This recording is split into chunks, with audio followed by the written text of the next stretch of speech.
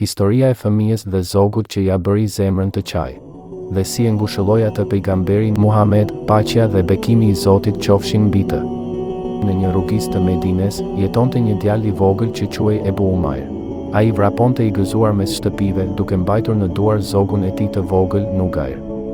E donte shumë atë zog, e ushqente, luante me të dhe i fliste si të ishte shoku i tij i vogël.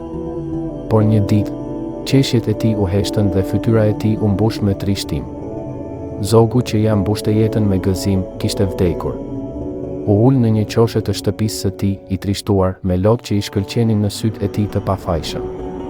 Askush nuk i kushtonte shumë rëndësi trishtimit të një fëmije për një zog të vogël, përveç një zemre të vetme, zemrës së mëshiruesit të krijesave. Pejgamberi kaloi pranë shtëpisë së Ebu Umairit dhe vuri re trishtimin e tij të thellë. U afrua tek ai me butësi dhe e pyeti me dashuri, pa e nënvlerësuar ndjenjat e tij apo pa u tallur me të. O Eba Umair, çfarë ndodhi?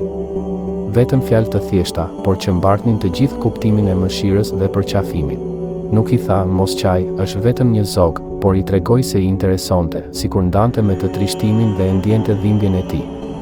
Imagjinoni, pejgamberi i umetit, ai që mbante mbi supe brengat e botës, ndalonte për të ngushëlluar një fëmijë që kishte humbur zogun e tij. Kështu ishte pejgamberi i mëshirës.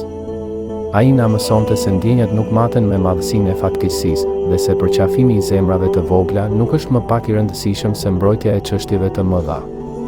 Mësoni fëmijët tuaj se ndjenjat e tyre janë të rëndësishme, edhe nëse është trishtim për një zog të vogël.